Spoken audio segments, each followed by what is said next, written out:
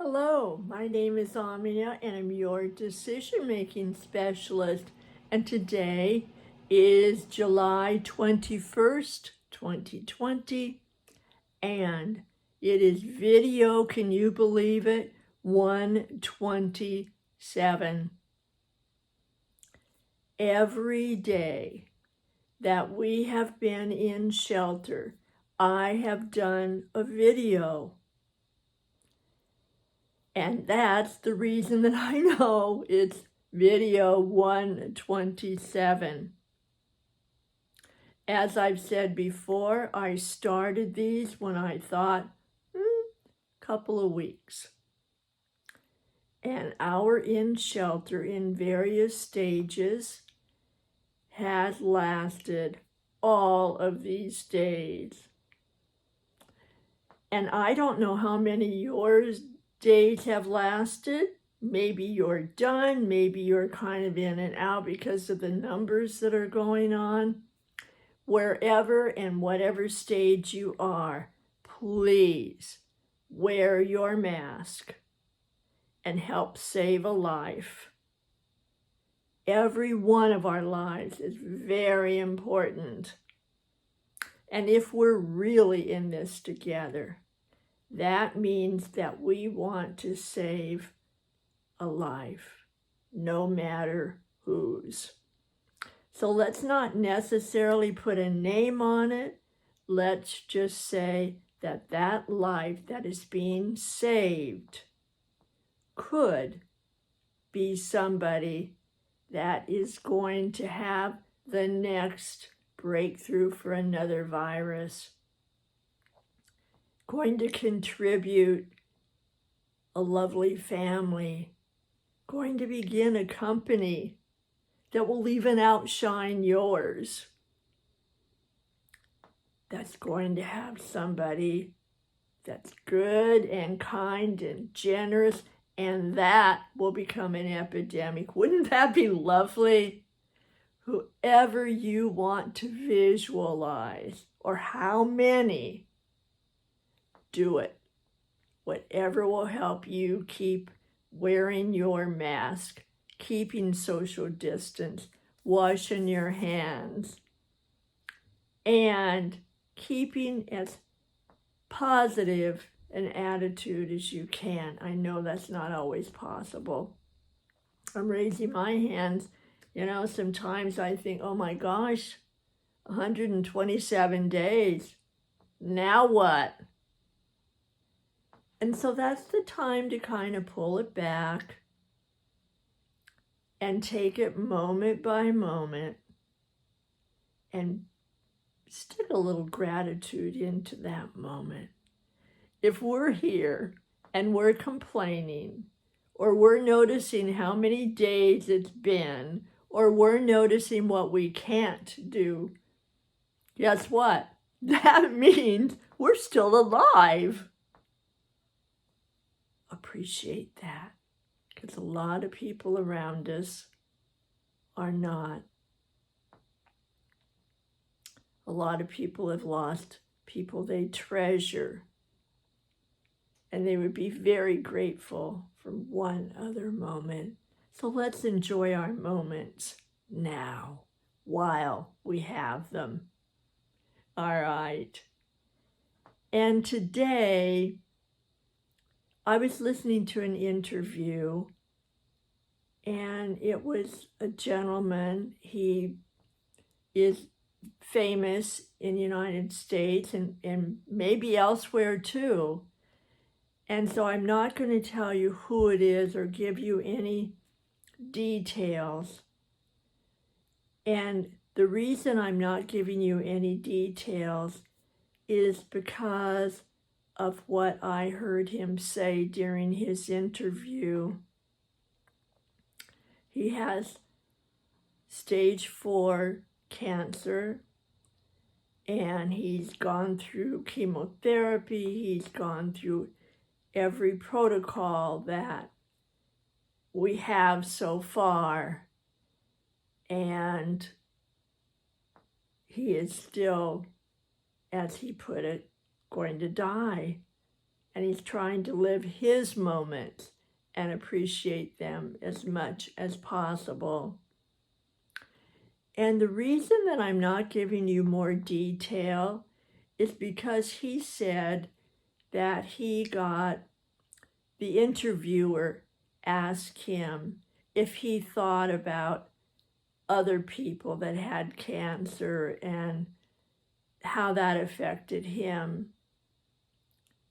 And what he said was, when other people tell him their story about their cancer and whether they survived or whether they're not surviving, or somebody that they know or cared about that have or had cancer, he said that it weighs so heavy on his heart because, one, he can't do anything about it,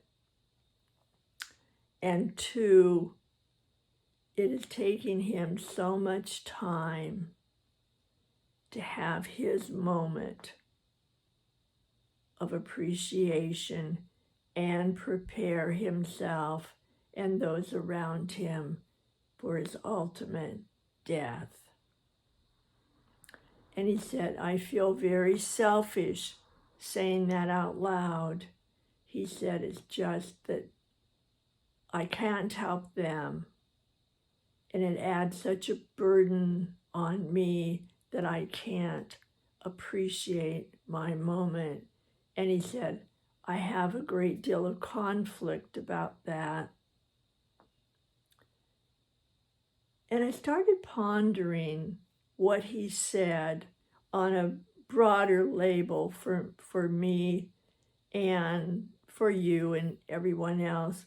And I'm thinking, and I'm raising my hand, how often somebody has told me a problem, and I have talked about, oh, yes, I have that, or one of my clients has that, or whomever. And I'm pretty good at it in my field, in my practice, in my research, in my experience. And every once in a while, I go into my default zone. And I'm wondering about you and all of us, if we could possibly take a moment of our time and remind ourselves that when we have somebody who has a difficult problem, it doesn't necessarily be that they're dying of cancer. It could just be a problem that maybe to us doesn't seem very big, and it's looming big in their life. And we care. And we want to give them the knowledge that we care. And sometimes that is really difficult. So we feel awkward about what to say, what not to say. And so this is one of those offerings of maybe not the best, most helpful thing to say. And that is, oh, I know how you're feeling. Oh, I got it. Yeah, I remember when. And, or, well, you know, a friend of mine had the same thing, and she or he or they. And all of that, if we can just brush that into the corners and focus on the person that we're with that has the difficulty, has the challenge, has what can feel like an impossible journey. And just keep it simple and say, I am sorry. I wish I could do more than just care. I wish I could help it go away. And simple. simple. And that gives the person that you care about that has the issue, gives them a sense of just being able to hear what you say so that they can have a better opportunity to know, oh, this person cares. I'm not alone. Without having to filter and search for meaning and search for responses. And most of all, that while they're going through their problem, they're not in the focus of thinking, oh, wow, I should be thinking about your friend, or I should be thinking about your problem.